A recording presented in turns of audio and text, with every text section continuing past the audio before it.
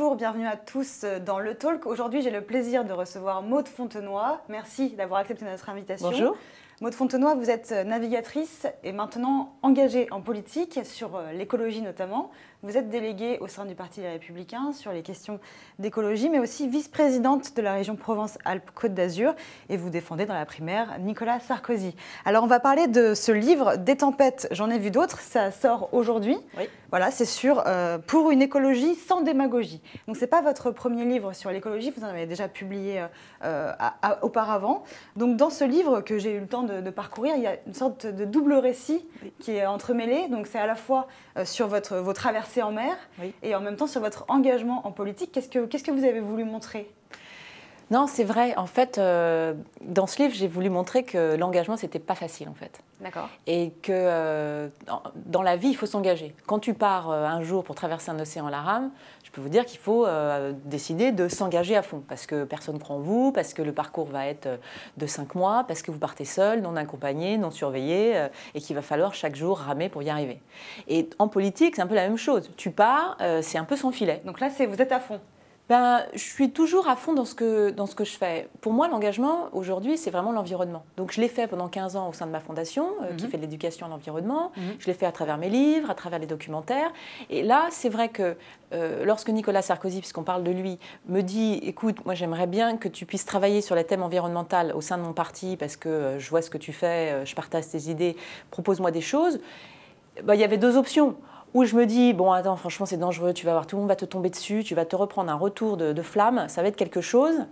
Mais rester les bras ballants, rester dans le côté, il faut que ça change, ils font rien, à droite, on ne parle jamais d'écologie. Et puis quand on te propose, dire, oh bah non, mais je préfère pas, j'ai mes contrats d'image, je suis peinard, je suis chez moi, j'ai 3 enfants. Franchement, je suis très heureuse dans le Var. Voilà, j'ai pas hésité longtemps. Donc là, longtemps. ce livre, il y a aussi 100 propositions. Est-ce que c'est les propositions que vous avez notamment proposées à Nicolas Sarkozy ? Oui. J'en avais proposé 400 en tout, 400 en tout. Au parti. J'ai résumé un peu celles que moi je pensais les plus importantes. Mais c'est vrai que dans ce livre, donc, je raconte mes traversées, le mât qui tombe, la déferlante, la tempête, et puis après mon combat au sein de ce milieu politique réservé un peu aux hommes, les difficultés qu'on peut rencontrer, les jugements de valeur d'un seul coup, même des fois des gens proches de vous qui parfois se disent mais pourquoi aller comme ça au combat, et puis ce qui fait de vous un humain et un citoyen. C'est-à-dire que moi je pense qu'aujourd'hui il faut s'engager, mais qu'on s'engage à gauche, qu'on s'engage à droite, c'est pas ça l'important. L'important c'est de dire on veut que la société change, on veut qu'un autre discours soit porté, on veut qu'il y ait une jeunesse, on veut qu'il y ait un renouvellement. Il faut y aller. Il faut y aller même s'il y a des écueils et même s'il y a des tempêtes. Justement sur les idées, donc j'en ai retenu quelques-unes, maintenir le nucléaire, conserver la centrale de Fessenheim, mais par contre vous ne parlez pas du tout des gaz de schiste, alors qu'on vous a notamment beaucoup reproché votre positionnement en faveur des gaz de schiste. Vous en êtes revenu ? Non, j'y consacre une part du chapitre 6, en l'occurrence. J'y consacre une part du livre pour réexpliquer. Parce que vous êtes contre la fracturation hydraulique. Voilà, l'histoire de dire, c'est que le gaz de schiste, c'est un sujet assez intéressant parce qu'en vérité, c'est du gaz. Donc le gaz, bon, vous en utilisez, j'en utilise, et en plus, vous comme moi, on utilise du gaz de schiste. Pourquoi ? Parce que ce gaz-là, on l'achète des États-Unis, on l'importe des États-Unis. Là-bas, aux États-Unis, il va être extrait du sol d'une façon très polluante. C'est la fracturation hydraulique, pour lequel, et le parti et moi, on est tous contre. Oui. Pourquoi ? Parce qu'on ne peut pas extraire des choses de la nature en polluant notre environnement et les nappes phréatiques. Mais dire ça, ça ne veut pas dire, de ne plus utiliser de gaz, puisque dans les énergies fossiles, c'est quand même celle qui est la moins polluante, et c'est celle qui se coïncide le mieux avec les énergies renouvelables, parce que c'est très difficile de déclencher une centrale nucléaire. Par contre, c'est très facile de déclencher une centrale au gaz, et donc quand le renouvelable, par principe, une éolienne, ça marche que 23% du temps, le solaire, par principe, il y a 50% la nuit et tout ça, donc on déclenche le gaz. Donc ce que je voulais dire, moi, c'est quoi cette incohérence de dire il n'y a pas de problème, on importe du gaz qui a pollué ailleurs, mais nous on l'utilise parce qu'il ne coûte pas cher, et puis parce que finalement c'est assez écolo d'utiliser du gaz plutôt que du charbon. Et puis à l'inverse, nous en France, interdit de recherche. Et c'est ça qui m'a choquée. Je me suis dit, attends, on a 12 000 chercheurs. Vous voulez poursuivre la recherche ? Oui, on a 12 000 chercheurs français qui sont partis aux États-Unis exercer leur profession parce qu'ils sentent ici un peu comme un regard de suspicion sans arrêt sur tout ce qu'ils font. Ils ne comprennent pas. Ils me disent pourquoi est-ce que vous interdisez la recherche ? On veut chercher les techniques non polluantes, on veut voir comment on peut trouver des solutions justement qui associent à la fois l'avenir des humains et la croissance et puis la préservation de l'environnement. Et nous, par précaution, on arrête tout. Et voilà, je voulais mettre le doigt sur cette incohérence-là, et malheureusement, c'est souvent un peu polémisé, un peu caricaturé, et on va te dire, elle est pro-gaz de schiste, ce qui est complètement ridicule. On va reparler de la campagne de la primaire à droite. Vous soutenez Nicolas Sarkozy. Pourquoi vous avez fait ce choix? Alors moi, ma relation avec Nicolas Sarkozy, elle date du retour de mon tour du monde. On s'est rencontrés parce qu'il m'a épinglé une médaille. Je pense qu'on s'est aimé mutuellement parce qu'il aime beaucoup les sportifs. Il n'est pas du tout navigateur, donc l'idée qu'on puisse partir pendant 5 mois seul, sans parler à personne, je pense que ça le laissait complètement muet. Et moi, j'ai aimé chez lui à la fois sa persévérance, son énergie vitale, son envie de changer les choses et son goût de l'action. Et j'ai vu un personnage qui n'est pas comme celui qu'on décrit, c'est un personnage très attentif aux autres, très calme. Est-ce qu'il peut encore gagner la primaire, Nicolas Sarkozy? Il est quand même dans une mauvaise passe, dans les sondages en tout cas. C'est pour toutes ces raisons, moi, que j'ai décidé de le soutenir. Mais une plus importante que les autres... C'est pas facile? Parce que c'est pas gagné d'avance? Non, mais moi, aujourd'hui, vous savez, ce qui compte pour moi, c'est mon sujet de l'environnement. Oui. Et ce sujet de l'environnement, je pense qu'il sera porté au mieux de ce que je pense et de ce qu'il faudrait faire avec pragmatisme et réalisme et volonté d'agir par Nicolas Sarkozy. Voilà pourquoi je le soutiens. Je vous décrivais un personnage que j'apprécie en dehors de la vie. C'est pas pour ça que parce que tu aimes quelqu'un que forcément tu crois qu'il va porter au mieux tes idées. Moi, en l'occurrence, je pense qu'il portera ce programme qu'on a fait ensemble et sur lequel il m'a beaucoup écouté. Justement, dans la campagne, l'écologie est quand même très peu abordée. C'est un thème dont personne ne parle, à part peut-être Nathalie Kosciusko-Morizet. Est-ce que l'écologie politique a encore une place dans le débat? En 2017, c'est un peu la cause oubliée. C'est vrai. Honnêtement... Vous le reconnaissez? Honnêtement, quand tu vois les débats de l'après-mère et que tu vois qu'il n'y a pas du tout une seule question sur l'environnement, tu te dis, bon, je comprends bien que visiblement, la priorité des Français, et on peut le comprendre, c'est d'abord de savoir comment est-ce qu'ils vont terminer leur fin de mois, quels sont les impôts qu'ils vont payer, est-ce que leurs enfants auront un emploi, est-ce qu'eux vont garder le leur, qu'est-ce que va devenir, je veux dire, nos valeurs, notre identité. Je comprends que ce soit ces enjeux-là qui sont primordiaux, parce que la vérité, c'est que quand tu parles aux Français dans la rue, et moi, pour me déplacer quand même beaucoup, parce que j'ai toujours beaucoup travaillé avec les gens, avec les écoles, avec les associations, bon, on se rend compte que les priorités des Français, elles sont quand même là. Moi, ce que j'essaie de rappeler, c'est que l'écologie, c'est pas juste celle que vous avez entendue pendant des années, qui a été portée par un groupe d'extrême gauche, et qui était une écologie qui vous disait, en gros, vous êtes les grands méchants, les consommateurs, la culpabilité de la consommation, et puis il faut revenir au temps d'avant, où là, on ne consommait rien, on va tous revenir à l'âge de pierre. L'écologie, c'est pas ça. Nicolas Sarkozy, il a quand même parlé d'écologie avec une phrase qui a été assez polémique. Je vois que vous savez très bien de quoi je veux parler. L'homme n'est pas le seul responsable du changement climatique. Oui. Vous le rejoignez sur ce positionnement? Alors, il l'a expliqué 100 fois. Il a expliqué 100 fois cette phrase, et d'ailleurs, il n'en a pas démordu une seule seconde. Et je pense qu'elle est tout à fait claire. Moi, je connais Nicolas, je connais ses positions, et sur l'environnement, et sur le réchauffement climatique. Et il est en aucun cas, ni moi ni lui, climato-sceptique. Et c'est lui qui m'a fait venir au parti, et c'est lui qui a validé mes mesures, et on a travaillé avec lui en personne sur ces questions-là. La question primordiale de ce siècle, c'est la population. C'est l'augmentation de la démographie. Il faut quand même savoir qu'on parle de plein de choses. Et quand je parle, moi, d'une écologie réaliste et pragmatique, d'une écologie ancrée dans le réel, c'est quoi? Le réel, c'est que nous, Français, on consomme 3 planètes, puisqu'on pollue beaucoup. Mais la vérité, c'est qu'est-ce qui se passe? À 14 km de nos côtes, le continent africain, qui, aujourd'hui, il y a 1,2 milliard de personnes qui n'ont pas accès à l'électricité, qui n'ont pas accès à l'énergie, eh bien là, il y a un enfant qui meurt de faim toutes les 5 secondes. C'est ça, la réalité d'aujourd'hui. La réalité d'aujourd'hui, c'est que cette petite planète toute fragile, elle voit des humains se multiplier et qu'il va bien falloir qu'on pose des questions dans le fond, c'est-à-dire comment on va gérer nos déchets, comment on va gérer notre ressource, comment on va gérer notre énergie, comment on va gérer nos transports, et que ça, c'est des questions de fond. Mais que ce n'est pas une question de l'homme, le réchauffement climatique, ce qu'a voulu dire Nicolas, et puis que les gens en ont fait une caricature, c'est juste du bon sens. On sait tous qu'il y a eu des moments, il y a des grandes aires glaciaires, il y a des moments des grandes montées des eaux, il y a toujours eu ça. Là, on parle d'autre chose, on parle de l'activité humaine. Nathalie Kosciusko-Morizet, elle a des bonnes idées. C'est celle qui parle peut-être le plus d'écologie dans cette campagne. Qu'est-ce que vous en pensez? Elle est contre l'exploitation du gaz de schiste, contre la culture d'OGM, pour l'interdiction du diesel. Vous la rejoignez? Qu'est-ce que vous pensez de son positionnement? Honnêtement, aujourd'hui, moi, dans tout ce que j'ai suivi de ses interventions télévisées et des débats autant que vous, il n'y a pas eu un mot sur l'écologie, pas plus d'elle. Il y en a dans son programme. Bon, il y en a dans notre programme aussi. vous voyez, les sujets sont abordés par tout le monde, parce que quand on traite le sujet de la France, on traite tous les sujets, mais personne ne le met en avant. Elle n'est pas plus engagée que d'autres sur cette question-là. Aucunement, et d'ailleurs, je pense qu'elle veut s'en sortir un petit peu. Et la vérité, c'est que moi, aujourd'hui, c'est vrai que nous, on partage une volonté de faire de la recherche, de remplacer le principe de précaution par un principe de responsabilité, par un principe d'innovation. Pourquoi ? Parce qu'aujourd'hui, l'économie de demain, c'est cette économie circulaire dont on parle. C'est une économie qui part de la ressource pour créer des bénéfices et qui ensuite recycle. Ça, c'est s'inspirer de la nature. Parce que la nature, en réalité, il n'y a pas de poubelle dans la nature. Et l'économie de la connaissance, c'est le fait de comprendre que dans la nature, il y a des solutions pour notre survie. Quand on dégrade la nature, comme c'est le cas, et vous allez sûrement me parler des derniers rapports qui ont sorti qui font qu'on dégrade la biodiversité. La biodiversité, le rapport de WWF. La biodiversité aujourd'hui, c'est incroyable. C'est comme si vous étiez un jour dans une bibliothèque incroyable et vous ne savez pas lire et vous ne savez pas ce que c'est qu'un livre. Donc vous prenez les livres pour vous chauffer avec, parce que ça, vous savez que ça marche. Et aujourd'hui, la nature, dans l'océan, il y a 22 000 médicaments qui viennent de l'océan. Il y a 13 prix Nobel. On a compris la prolifération des cellules cancéreuses grâce à l'étoile de mer. On travaille sur le nerf optique du calamar parce qu'il est 1000 fois supérieur au nerf optique humain. On a lutté contre le sida grâce à la ZT, grâce au petit poisson, le hareng. Aujourd'hui, il y a des choses incroyables. Quand les Américains ont débarqué et qu'ils ont atterri sur nos plages et qu'ils ont écrasé avec leurs gros sabots les petits vers de sable qui étaient sous le sable dans la mer, ces vers-là, ils contiennent de l'hémoglobine qui est plus oxygénante de 40%. Aujourd'hui, il y a une ressource incroyable dans la nature. La nature produit des choses que l'homme en est incapable. Justement, observons-la. Vous parlez beaucoup de la mer. Vous êtes élu en Provence-Alpes-Côte d'Azur. Qu'est-ce que vous préconisez contre les boues rouges ? On en a beaucoup parlé ces derniers mois. Il y a eu des manifestations, des associations qui se sont mobilisées contre ces rejets polluants. Qu'est-ce que vous préconisez ? C'est une question qui a fait beaucoup parler parce que ça a été pendant 3 ans. Pendant 3 ans, il y a eu des études publiques, il y a eu des analyses des scientifiques, il y a eu des rapports, il y a eu le préfet, il y a eu une grande enquête publique sur ces questions.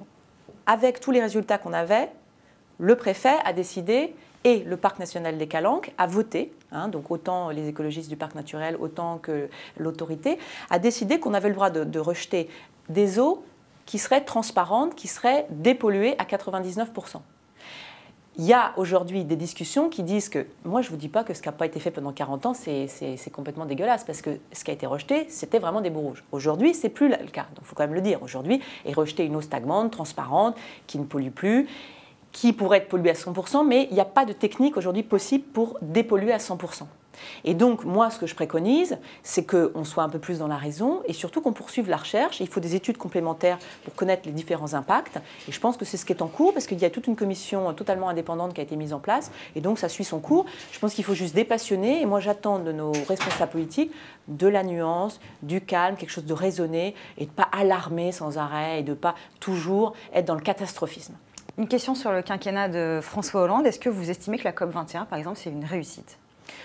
Moi, je suis toujours enthousiaste quand on arrive à rassembler, à faire parler de ces sujets. Enfin, on n'a jamais autant parlé d'écologie qu'avec ces COP les unes après les autres. Là, ça a permis de rassembler, ça a permis de faire prendre conscience de tous ces enjeux-là. Je pense que beaucoup de pays, d'ailleurs, ne nous attendent pas pour agir.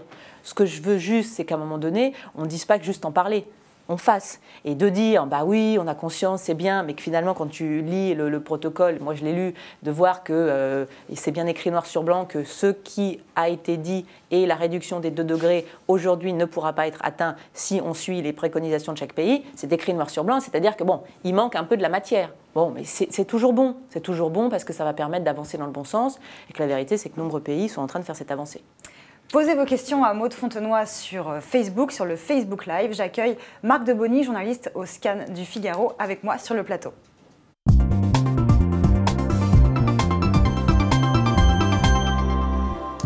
Bonjour. Bonjour.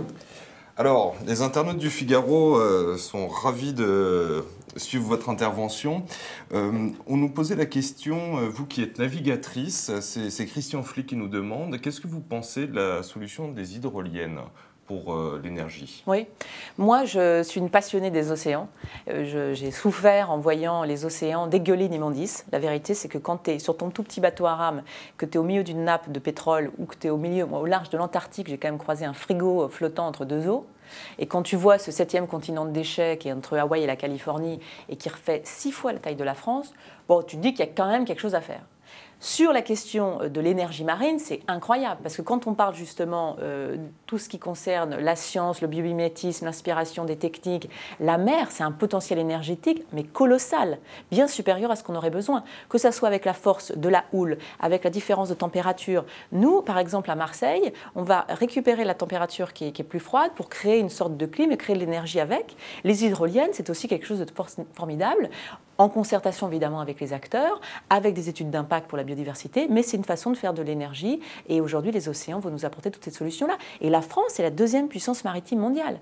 Elle a de l'eau partout, puisqu'elle a beaucoup d'outre-mer, et elle a un potentiel en énergie qui est impressionnant. Ça vous plairait d'être ministre de l'écologie, Maud Fontenoy? Il y a des internautes qui vous posent la question. Sincèrement, je ne me suis pas posé la question. C'est-à-dire que moi, vous voyez, je suis du style, mon petit océan la rame, coup de rame après coup de rame après coup de rame. Et en même temps, je ne suis pas du style à faire de langue de bois. C'est-à-dire que si demain on me dit, Maud, tu veux qu'on fasse ça, je te donne les rênes pour que tu le fasses. Oui, non. Je dis oui. Je dis oui parce qu'à un moment donné, on ne va pas se cacher derrière son petit doigt. Et le côté, je veux rester au-dessus de la mêlée, tout ça, c'est un peu bon dos. À un moment donné, il faut y aller, il faut se retrousser les manches. Je ne vous dirais pas que j'irai sans me poser des questions sur mon équilibre personnel, parce que, je veux dire, le retour de bâton est quand même violent, je l'ai remarqué. On a dit de vous dans la presse que vous étiez ambitieuse. Est-ce que c'est faux? Alors ça, c'est toujours les questions... Quand c'est un journaliste qui vous pose la question de l'ambition, on a l'impression qu'il vous insulte. Est-ce que l'ambition, c'est bien? Moi, je pense que... Enfin, je sais pas, je me passe en tant que maman et j'ai 3 enfants. Le plus grand, il a 8 ans. S'il me dit, il veut être ingénieur dans la robotique, est-ce que ça veut dire être ambitieux? Si ça veut dire être ambitieux, je lui dis chapeau. Je dis, ouais, tu vas bosser dur, ça va être beaucoup de boulot. Mais il me dit, si toi, tu as réussi à traverser les océans, la rame, moi, je peux devenir ingénieur dans la robotique. Et je lui dis oui. Oui. Vous évoquiez le domaine maritime de la France. Cette question qui est très importante, qui représente un gros potentiel économique, oui, est très peu traitée. Je crois que Jean-Luc Mélenchon est un de ceux qui a poussé le plus ses points de programme là-dessus. Est-ce que vous regrettez que dans le débat des Républicains, on ne parle pas plus de ce sujet ?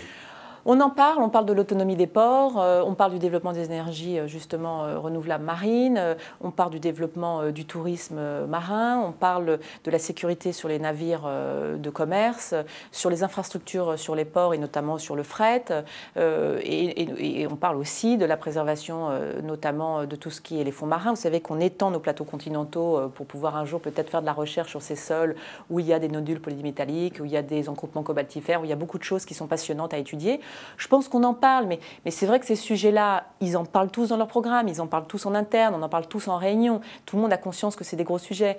C'est vrai que sur le devant de la scène, quand tu as 8 minutes avec un journaliste, la première question qu'on te pose, c'est toujours la dernière polémique, le dernier truc qui parle de l'immigration, et puis le chômage, c'est normal, c'est aussi normal. Et moi qui suis une passionnée, qui parlerai de ça du matin au soir, qui n'écrit que là-dessus, qui suis insatiable de connaître, je le comprends aussi que les Français puissent s'intéresser à autre chose.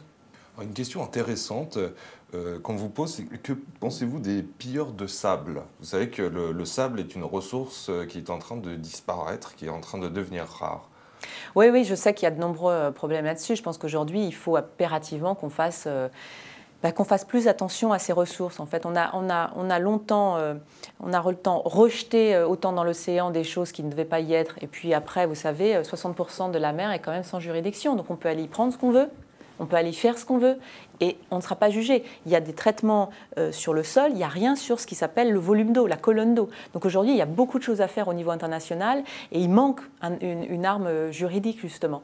Et c'est vrai que les ressources, on prend. Et c'est vrai qu'on pille. Tout ce qui concerne les poissons, moi, c'est dramatique. Aujourd'hui, il y a 30 millions de tonnes de poissons qui sont pêchés chaque année de façon illicite, illégale. Donc on a beau stigmatiser nos pêcheurs français qui respectent les quotas, qui essayent de faire du mieux qu'ils peuvent, qui est une profession très difficile, que moi j'admire pour connaître bien la mer, et à l'inverse, on va laisser 30 millions de tonnes pêchées par des bateaux poubelles qui raclent tous les fonds, le reste.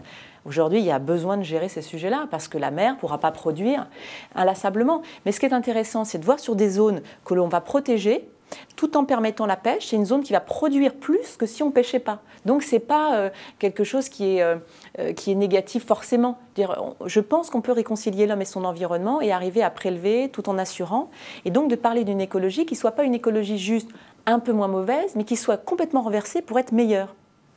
Les sujets de l'écologie, Maud Fontenoy, ne sont pas très audibles dans la campagne, on l'a dit, et pourtant il y a beaucoup de questions et c'est un sujet de préoccupation des Français. Ça me fait plaisir. Est-ce que vous pensez que Nicolas Hulot aurait pu être un bon candidat justement pour incarner cette question de l'écologie ?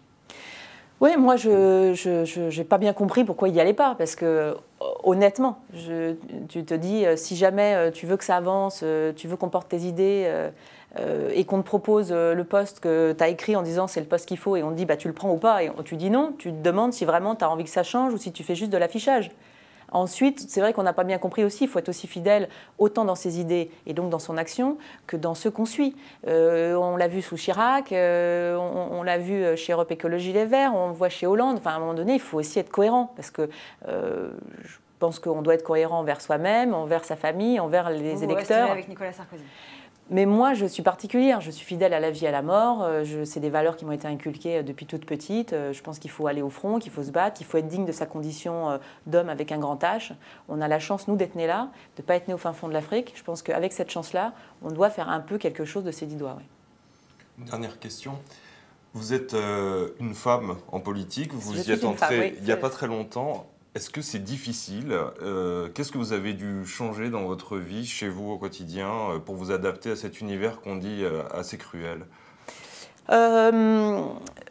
J'ai dû trouver une nounou pour m'aider le soir à garder mes enfants quand il y avait des meetings. Non, pour être très honnête, la femme, elle a le droit d'aller partout, elle a peu confiance en elle, je l'ai vu autant dans le milieu de marin qu'autant dans le milieu politique. La vérité, c'est que la femme, elle va être sans arrêt regardée. Donc on va épier comment vous êtes habillée, comment vous faites, vous allez être sous le feu des projecteurs, et du coup, on vous laisse le droit à aucune erreur. Donc ça, c'est quelque chose qui est pesant. Après, on vous demande d'être un clone. Moi, j'ai refusé. Je ne vais pas mettre un costume de 46 pour ressembler à tous les mecs et pour être comme tout le monde. Moi, je suis avec ma sensibilité, avec mon émotivité, avec ma personnalité de tous les jours et je ne vais pas me changer en homme. Et c'est vrai que ça me surprend souvent. Il m'est arrivé de me faire la remarque dans des débats, de voir des filles sur la tribune, les gens m'écarter comme ça, et presque dans un mimétisme avec les 10 mecs qui étaient à côté d'elle, parce que tu te dis, pour te faire accepter, il va falloir que tu ressembles à tout le monde. Non. Au contraire, c'est les différences de chacun et je crois qu'il y a une sensibilité chez les femmes, il y a un pragmatisme et une volonté d'agir de façon efficace, sans trop de faux semblants, dont on a besoin. Et je pense que les femmes ont tout à fait leur place. Et moi, j'admire ces femmes qui arrivent à rester autant femmes, féminines, gérer leur vie de famille parce qu'il faut quand même le faire et que ce n'est pas toujours simple, mais qui arrivent à le faire avec le sourire et parce qu'aujourd'hui, on est quand même des privilégiés qui avons la chance de faire avancer nos idées. Vous subissez le sexisme au quotidien ? Honnêtement, toutes les femmes le subissent, certaines en parlent plus que d'autres. Moi, je ne suis pas du style à ce qu'on me force à faire quoi que ce soit, donc je suis plutôt assez droite dans mes bottes. Ce qui est toujours désagréable, c'est quand on te dit que si tu réussis, c'est parce que tu as couché ou c'est parce que tu as des relations plus personnelles. C'est franchement ignoble. Ça veut dire qu'en gros, on oublie complètement qui tu es personnellement et qu'est-ce que tu peux avoir derrière la tête. Et moi, je le raconte dans mon livre à travers différentes anecdotes sur le fait que, indéniablement, de porter du vernis à ongles, c'est franchement un handicap. Merci Marc Debony, merci Maud Fontenoy. Avec grand plaisir. Vous pouvez retrouver donc les propositions de Maud Fontenoy dans son livre qui et sort beaucoup de choses sur la mer, aujourd'hui. pour ceux qui n'ont pas trop le mal de mer. Merci de nous avoir suivis, j'aurai le plaisir de vous retrouver demain.